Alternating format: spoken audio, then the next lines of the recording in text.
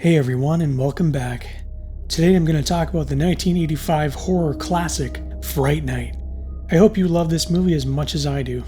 Charlie Brewster is just an average teenage boy. He loves making out with his girlfriend Amy and horror movies. A television program called Fright Night in particular, hosted by vampire killer Peter Vincent. One night while making out with his girlfriend, he notices something rather suspect. A couple men next door are carrying a coffin. His girlfriend gets a little upset as he seems more interested in what's going on next door than her. His mother tells him the house next door finally sold as a report on the TV talks about a murdered body that was found. The next day at school, Charlie is with his best friend Evil Ed. Amy pushes her way past, still upset over the previous night. Charlie arrives home from school and finds a woman looking like she's ready for a night on the town, not hanging out in the suburbs. She asks him if this is 99 Oak and he tells her no, that's next door, while he checks her out. Charlie asks his mom if she's met the new neighbor and she says not yet, but with her luck he's probably gay. Later that evening, Charlie is studying for his classes when he hears a scream come from the house next door. The next day he's studying at a diner and Amy sits next to him. They start to hash things out, but Charlie notices a news report on the TV about another murder, and it appears to be the woman Charlie met yesterday. Evil seems to relish in the sudden uptick in murders, and Amy can't take being ignored again. Charlie returns home and starts to snoop around his neighbor's house. That is until a man appears asking him what he's doing. Charlie just slinks back to his house. That night, Charlie is watching a cheesy monster movie and keeping a close eye on the house next door. He watches as his neighbor is about to get busy with a young lady. However, opening his mouth, we see fangs. The man notices he's being watched and closes the shades, but we see he has these long, pointed fingers. Charlie rushes outside and finds the man from earlier placing a large garbage bag in his car. Suddenly his neighbor appears as if out of thin air. Charlie's mother comes outside calling for her son, alerting the men to his presence. Charlie runs back inside, terrified over what he saw or thinks he saw. He tries telling his mother their neighbor is a vampire, but she just thinks he's having nightmares. The following day, Charlie brings the police to his neighbor's house. A man named Billy Cole answers the door saying he's the roommate and invites them inside. Charlie tells the officer he was carrying bags with bodies to the car last night. Generally, I don't think investigations are done with the witness involved. Charlie tells the officer you'll find a coffin in the basement with Jerry Dandridge, the owner, inside, as he's a vampire. Both the officer and Billy openly mock Charlie. The cop pulls Charlie out of the house and tells him he'll lock him up next time he tries something like this. Charlie drives to Evil's house and explains to him what's going on, but Evil doesn't seem to take him seriously either. Charlie begs for help, even offering him a whole $8. Well, Evil can't turn down money, so he tells him he'll need a cross, garlic, and most importantly, a vampire cannot come in without first being invited by the rightful owner. Charlie returns home, nailing his window shut. His mother calls him downstairs to meet someone, but it's his neighbor, Jerry Dandridge. He looks completely shocked and his mother says she invited him. Jerry says since he's been invited over, he'll be dropping by more often. Charlie runs back to his room, completely scared. That night he hears something on his roof, so he leaves his room carrying a cross. Suddenly, Jerry comes in through his mother's open window. He doesn't touch her, but breaks the handle on her door. Jerry enters Charlie's room, waiting for Charlie to return. Charlie returns to his room and Jerry is standing behind him. Jerry grabs him by the throat and throws him through his closet. He picks Charlie back up, giving him a choice to forget about him or die. Charlie pulls out a cross, but it has no effect on the vampire. Jerry opens the window, placing Charlie under the protruding nails. Charlie stabs him in the hand with a pencil, and that seems to be pretty effective. Charlie's mother is banging on her door, and Jerry gives him a look like he'll get him next time as he flies out the window. His mother asks him what's going on, and he says it was nothing. Charlie sits down, and his phone rings. Jerry is on the phone and tells Charlie he destroyed his car and will be coming back tomorrow night. Fright Night is on the TV, and Charlie watches as the great vampire killer Peter Vincent does his thing.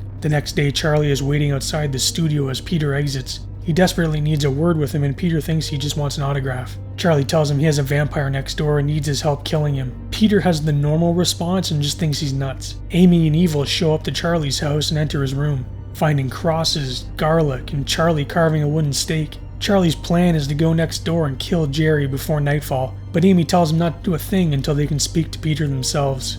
They somehow find Peter's apartment and he lets them in.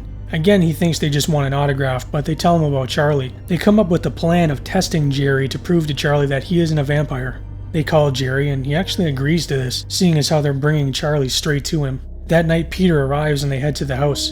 Billy Cole lets them all in, claiming to be a big fan of Peter's. Jerry comes down the stairs and seems to be transfixed on Amy. Peter hands Jerry the holy water, which is really just tap water, and he drinks it with no issues. Peter seems pretty convinced he isn't a vampire, but Charlie still knows what he is. Jerry makes a vague threat towards Charlie's friends, and Charlie decides to play along. As they're about to leave, Peter pulls a mirror from his coat and notices Jerry doesn't give off a reflection. He drops his mirror, coming to the realization that he is indeed a vampire. Peter is shook and tells Charlie he didn't cast a reflection as he drives off. Charlie and Evil walk Amy home, while Billy remarks that Amy looks just like her, referring to an old flame Jerry once had.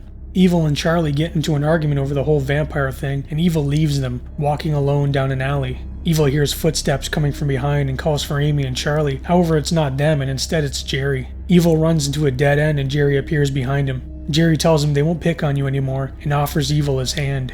Charlie and Amy are startled by the screams from Evil, but they think he's just messing around. However, they see Jerry walking towards them. They enter a club through the kitchen and Charlie is going to go call the police. Meanwhile, Peter is at home and Evil knocks at the door saying there's a vampire and to let him in. Evil shows him his fangs and attacks. However, Peter fends off Evil with a cross, burning a mark in his forehead. Evil runs and dives out a window.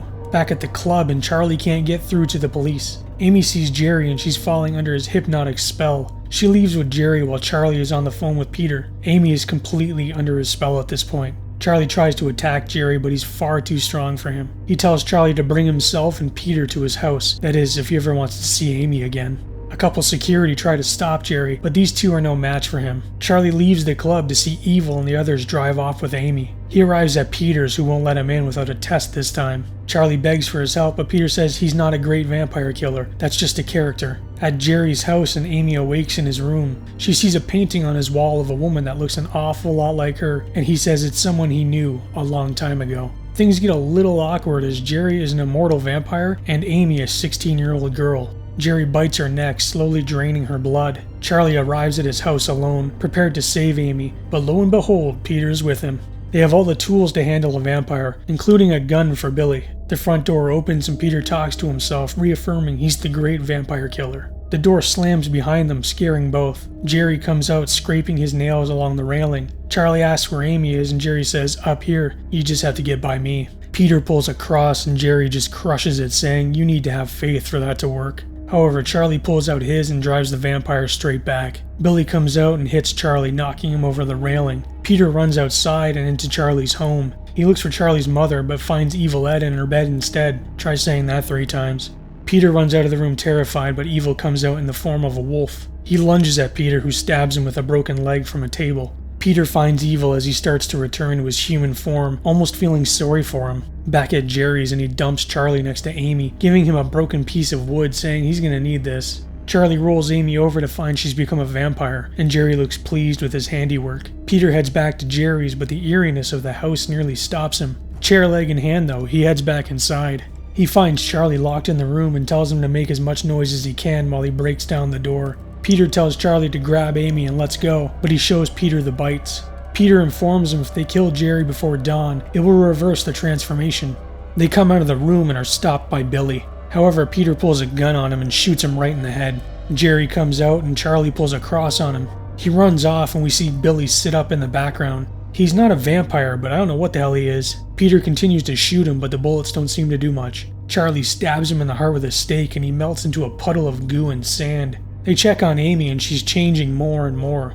Jerry is outside and commands Amy to awake and kill both of them. Charlie heads to the roof to find Jerry, but Peter hears Amy's screams and runs back to check on her. He finds her full-on vampire and leaves the room. Charlie returns and goes downstairs to find Jerry, but he comes bursting through the stained glass window. Peter pulls his cross and Jerry just laughs him off. He tells him you have to have faith, remember, as the sun starts to rise behind him. But Peter does have faith. All the clocks in the house start to chime, telling Jerry he has to get back to his coffin. A ray of light hits Jerry and he flies off, turning into a bat. He swoops down, attacking Peter. Peter struggles with the creature as it tries to bite him. Charlie tries to help, but it bites his arm. Peter pulls it into the sunlight, burning it and driving it into the dark basement. Amy comes down looking a little more chesty than before, and Peter finds Jerry's coffin. She attacks Charlie, who fends her off while Peter tries to open the coffin. Peter opens it, stabbing Jerry in the heart with his stake. He rises, pulling the stake out and throwing it, breaking a piece of a window and letting light in. Jerry attacks Peter and Charlie starts breaking more windows. He turns to Charlie, but both Peter and Charlie are now breaking all the windows, flooding the basement with light.